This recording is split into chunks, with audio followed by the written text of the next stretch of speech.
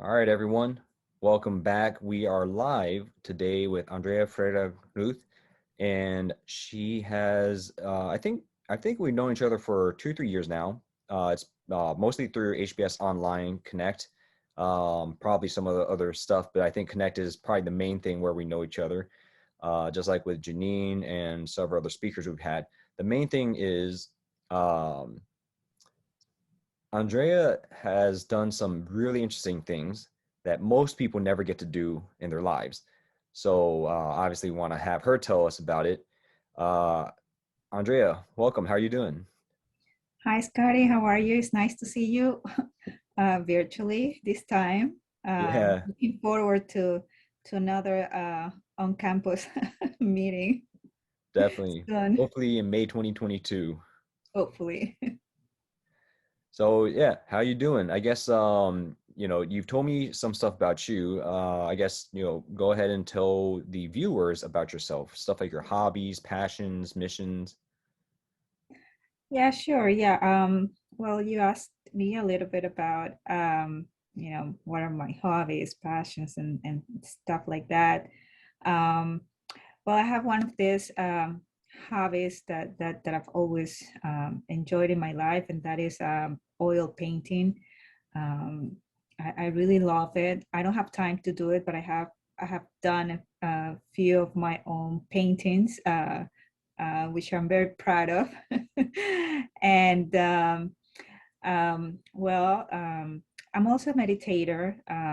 I love to meditate, and that's also been part of my life.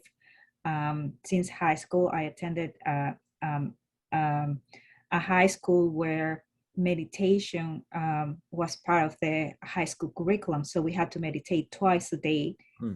every day that I attended high school.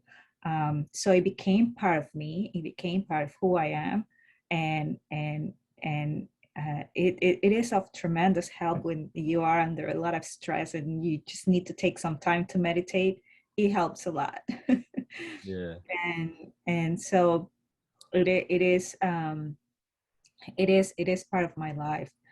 Just as technology is, I've been in technology also since I've been in high school, because that is where I started studying to learn about technology, and it followed me throughout my career, and I've based my life around technology too. And I like traveling, hiking, learning about historic places, you know, about the communities where I go to, museums. Uh, I believe that families are our main and most important community that we all have. So we have to make sure that we take care of our families, and also with meditation, I've also believed that the way we think and the way we speak, it charges our energies, and we need to be cautious of what we think and what we speak about the world and about ourselves, and about everything. And of course, God is my source of support. Well, I would say probably the entire HBS online community, the tech community as well. I think, like you said, finding that support, whether it's family, friends, because, there's different types of support. And, not to diminish any type, it's just that there's different types and, family, friends, and, colleagues, coworkers, just in general. I think, well, obviously, having that balance for you talking about oil painting and meditation, engaging with people, there's a lot of different ways to find that support. But in your life, that actually led to, in your personal life, that actually led to a lot of things in your professional life. So, Yes. of course, we already know the next question, but for everyone, tell them how, based on these connections and support groups you've talked about, how did you become interested in tech and analytics? Um, well, to start, like I mentioned, back in high school, is where I started learning about technology, Yeah. and back then, and I'm gonna say how old I am. Back then, in my country, my home country in Ecuador, where I attended high school, the last 3 years of high school, we had to choose an elective, a professional type of career, or that, you know, our interest that we want to, you know, follow. There was biology for those who wanted to be doctors. Even though there are doctors in my family, I didn't see myself as a doctor, so I did not go there. and there was mathematics, and I was care about all the algebra and the physics. So Yeah. I said, no, I'm not going there. And it was this new new elective career. There was information technology, and I was like, oh, this is interesting. The new Windows 3.1, you know, were coming out, and I was like, this is interesting. So I did, it was the cool career at the time, and still is.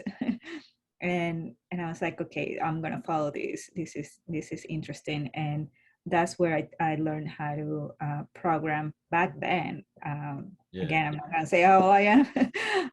COBOL and basic programming. That's what they were teaching, and of course a lot of the you know, Windows utilities at the time, Windows 3.1, stuff like that, the new computers, and it became my profession. And that's how I continue with technology my entire life.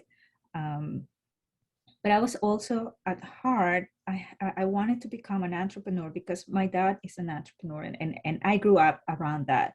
I never saw my dad going to work for another company that is not his company.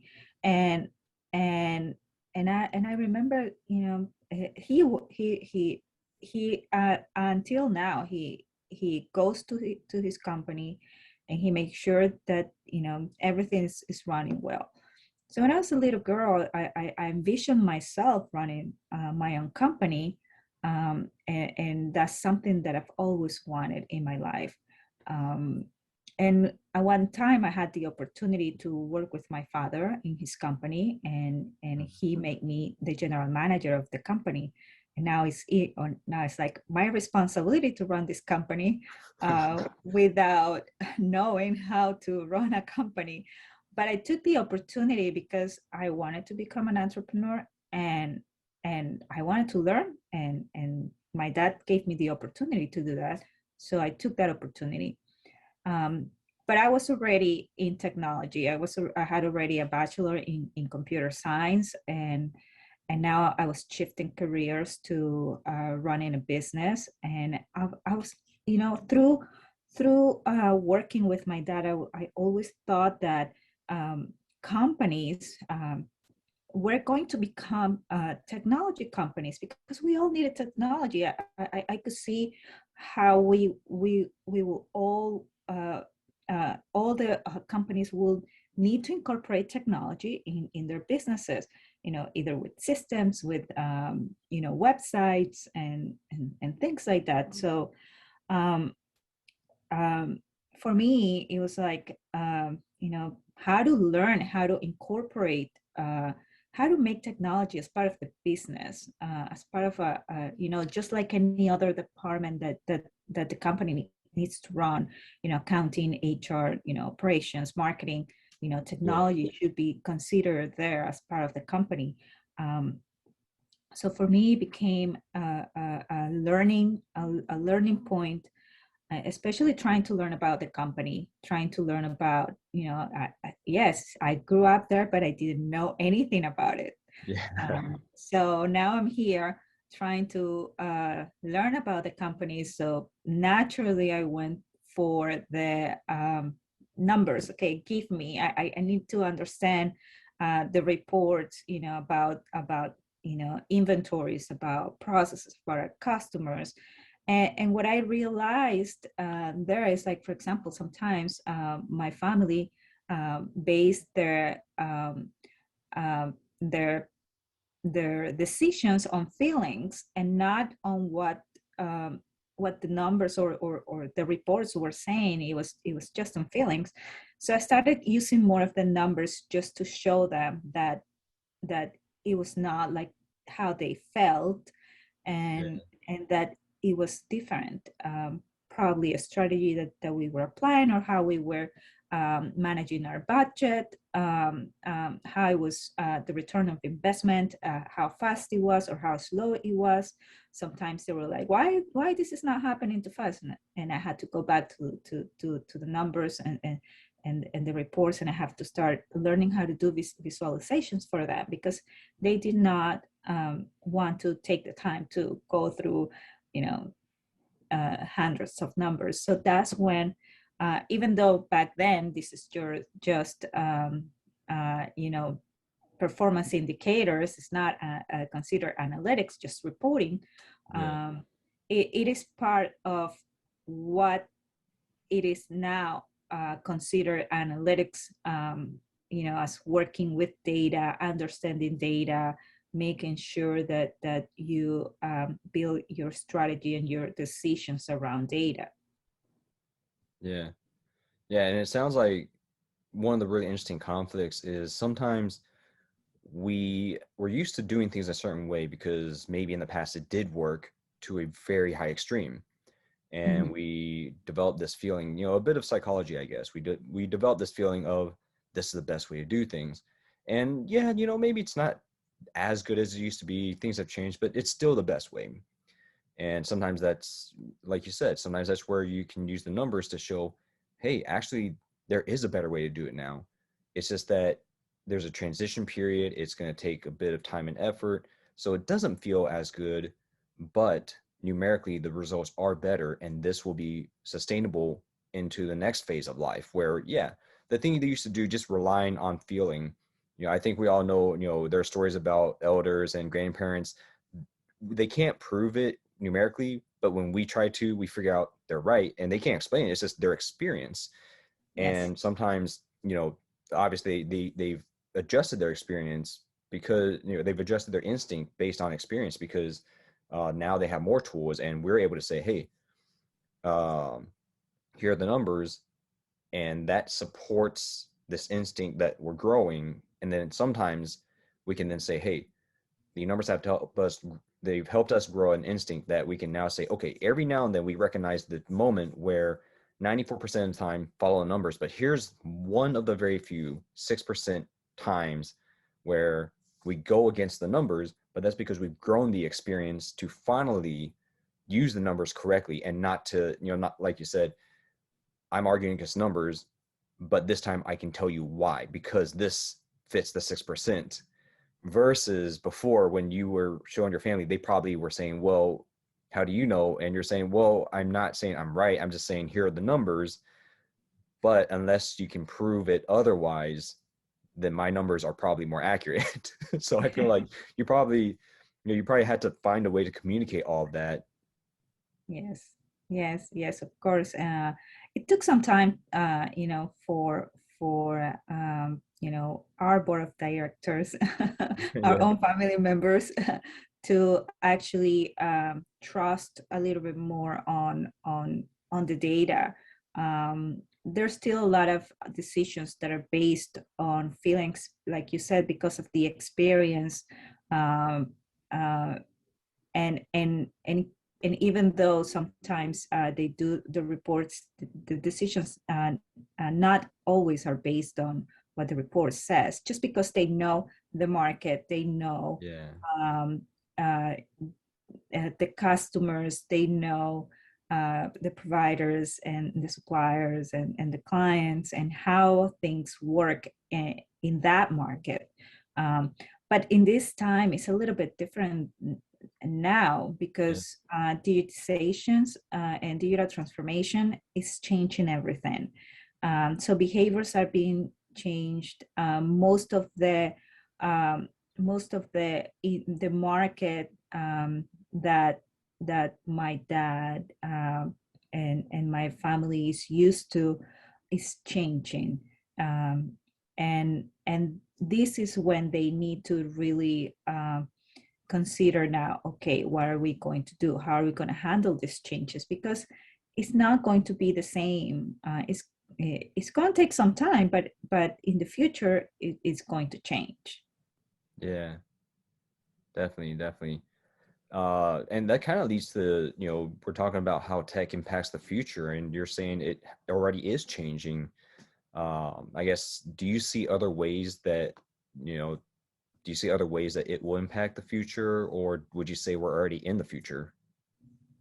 I say we're already in the future. And why I say that is because, while we were growing up, or I was growing up, I remember all these movies in the 70s, 80s, 90s, well, not 70s. I'm not that old, Well, but for what it's I worth, I saw do. the I movies. remember movies from the 70s. So, Yeah, I saw the movies. yeah, So, there were very futuristic, like technology that we couldn't even imagine at the time. yeah, We were like, wow, this movie is like futuristic, and now we are just, we're living that future yeah, in many aspects. And I consider these times to be the golden years of digital transformation, or the digital economy, or the digitization, or artificial intelligence. And that is because there is not much regulation yet around it. That means that you're learning, people are learning, anyone can do it. Anyone who wants to learn um, how to uh, work with artificial intelligence, how to work with data, where to get it, has the resources to do it. They can do it, and they can learn, and they can create things that will be they will be amazed what they're creating. So this is for me, this is the golden year of artificial intelligence, and we're just in the creation um, times, and once it gets saturated, uh, we will have a lot of restrictions, and a lot that we won't be able to do, just like anything else. When things start to be created. So I see this time. This is a wow time in my lifetime, that I am seeing all this transformation happening.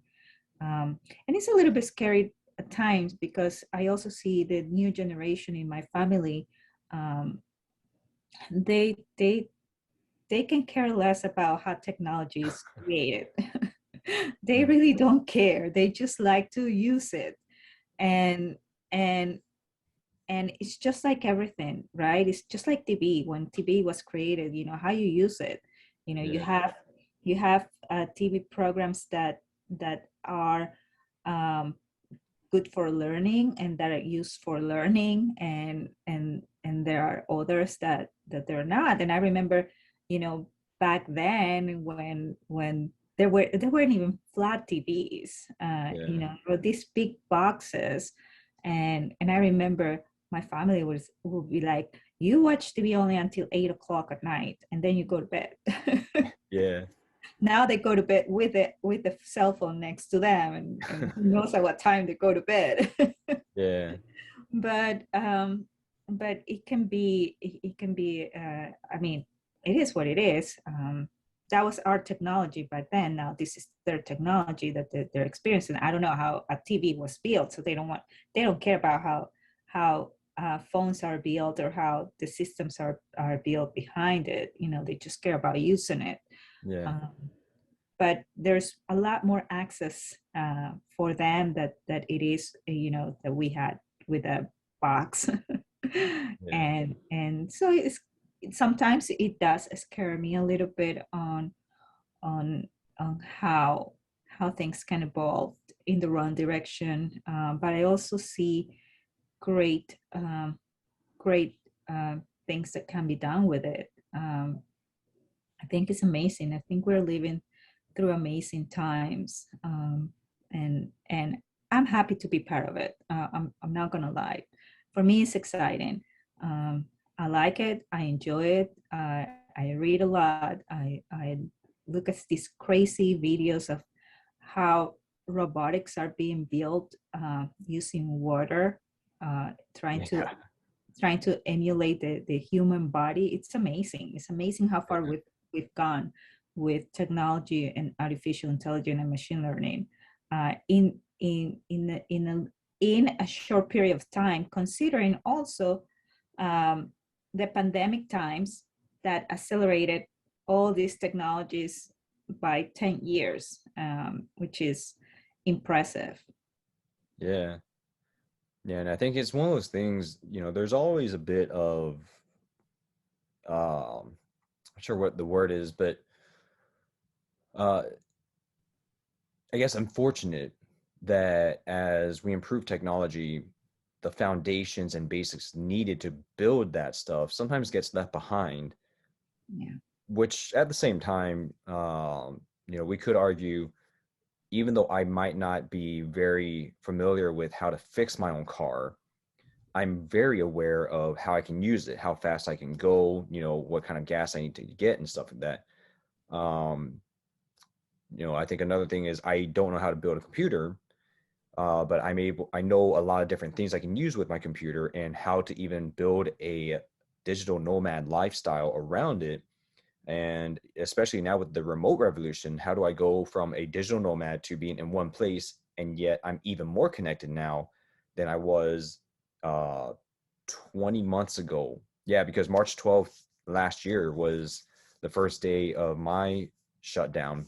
A day before the national emergency declaration, the basketball tournament started getting shut down. And so for me, March 12th, and, we're looking at November 11th right now for me. So yeah, that's 20 months ago. And where until March 12th, I was much more mobile. I was much more of a digital nomad.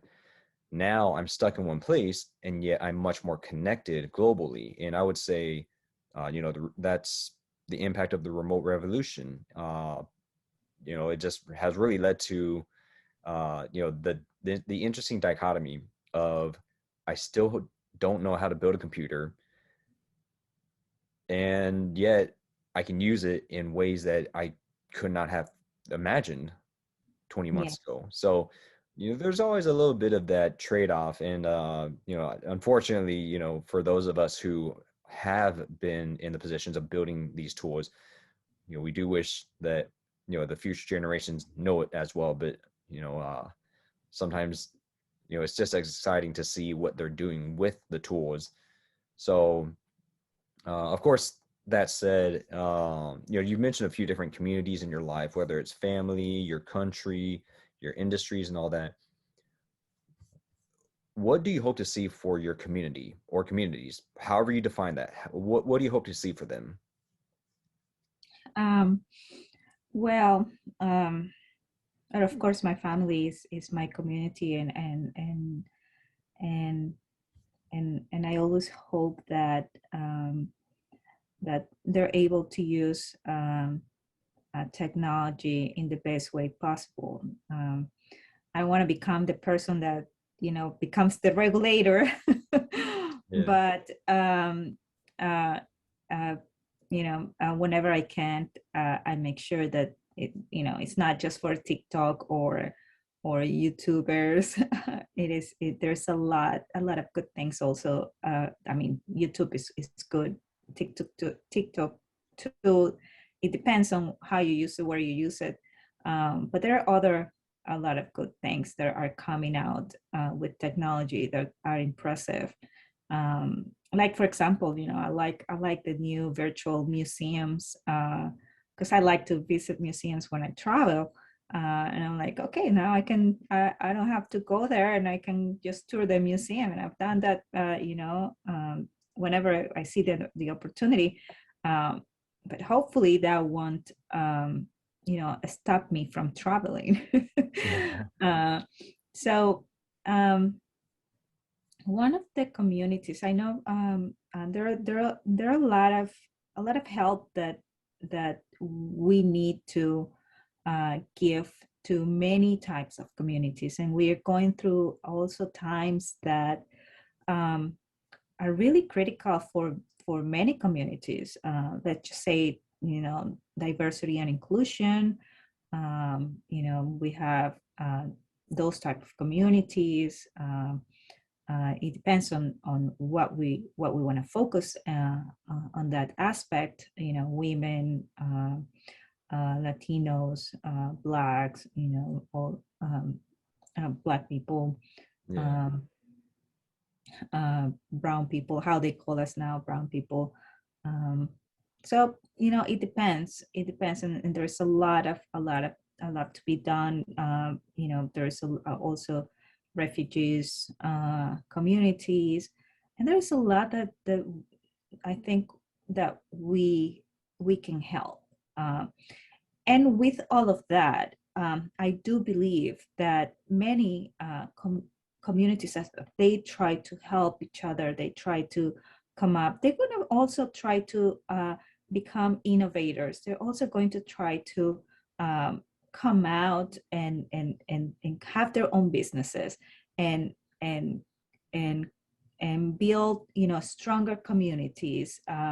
Be active, be proactive, and try to in a way support each other, support the families, create work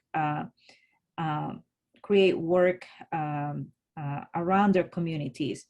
And with digital transformation, with this economy that it is becoming a digital economy, I want to give emerging communities. I want to give small and mid-sized businesses the opportunities to also be able to digitally transform, because otherwise, um, it's going to be tough for companies that are not digitizing properly to become sustainable. So I'm trying to with my business, which I now have. I became an entrepreneur in technology, where I offer digital strategies for companies, small and mid-sized companies that do not have the means to have full IT departments and hire, project managers, developers, create all this infrastructure that will help them, have their own IT infrastructure. So I'm trying to help companies not only to take some data, analyze it. Let's just forecast, have a historical data, do some forecasts. Let's see how our predictions are in place. It's not just about taking data and visualizing data to digitize and be part of and helping companies be part of this digital transformation and be part of a digital economy. It is helping them to also have transform their normal business to a digital business. And it's challenging. It's challenging because it's not like a big company that have the resources and have they can just go into experimentation, and it didn't work out, and then there were millions of dollars lost. Small and mid-sized companies cannot afford to do that. So we need to be very careful on how we apply these strategies and what directions they take. So, but I like to do that, and it becomes even more challenging because I become accountable at making sure that they don't lose the money, the Yeah. budget that they have, and that I'm actually helping them to see tangible steps and to be able to see that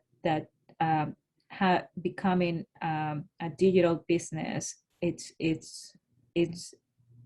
for them, it can be a reality. um, so that's the community that I'm working in, the small and sized businesses, and Yeah. hopefully I will help more communities, not only um, you know the businesses that are formed now, but also in the future, helping communities that want to thrive there, want to make sure they also contribute to their own communities and help them do that. Yeah. Yeah, there's a lot of different ways to apply your talents to supporting lots of different communities and, the remote revolution, the digital transformation, uh, just a lot of what you've been doing through your life, you're able to apply it. And I think it really just comes down to everyone has to decide what skills they want to learn and then how they want to use it. And in your case, this whole time you've been talking about using numbers to show here are better ways of doing things. Not to say we don't care about tradition or feelings. It's just to say when has tradition and when have feelings become something that's not as good as something new. And then we adjust, we make make a change, we improve everything, and then everyone's happy again. Everyone's getting what they want, and of course finding the right way to apply the numbers so it's not just destroying everything, but saying how do we evolve things in a healthy way. So really appreciate you telling us all that. We do need to wrap up, however, so I would like to ask if you have any closing words you want to leave everyone with. Well, I want to thank everyone for listening to our conversation. It is exciting for me to talk about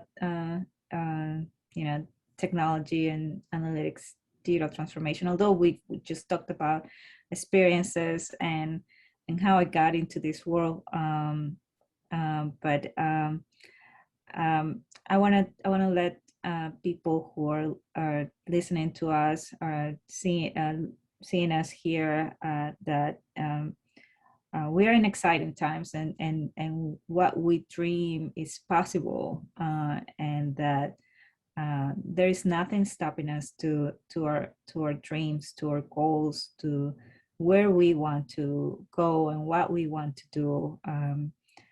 Only ourselves. We are the limitators of our lives, Yeah. and we put the limits. How far we want to go, how big we want to be, where we want to help. Where we want to put our time and effort. But also, it's important that we don't forget that we are still humans, and that that's not going to change. Yeah, that's And for better or that, worse. yes, and Usually that better. it's important that we learn to um, uh, you know share with our families, share with our friends. And I don't want to use the word balance, because I think that's overused, and Yeah, I usually say rhythm. Everyone has to find their yeah, rhythm because yes. for someone like me, it would seem like I have no balance in my life, but that's just I have a very, very fast pace rhythm that even a lot of my closest friends, it terrifies them, but that's just what I'm used to. That's what I've always been used to. I've had people ask me, "Oh, is it because of ADHD or something?" And I'm not even sure if I have that. If I do, all right, that's fine. I work fine with it. I would say it's more just growing up playing basketball. I learned a very, very fast-paced and aggressive style of basketball, and I translated that into my life. So, yeah, I agree with you. Balance, there's nothing wrong with the word, but I think for some people, a better word would be rhythm. Yes, yes. So everyone should find their own rhythm, frequency. Sometimes, Yeah. for me, um, we are in this world of technology right now. We are experiencing. We're seeing how it is evolving. Some of us had some, work in different ways. Like, I'm not creating a robot, so Yeah. I'm not there. I'm not flying to space yet. I wish I would. Maybe next Uh, Christmas or Maybe next Thanksgiving. Christmas. But Yeah, it when is the pandemic's possible. over, it's safer to travel.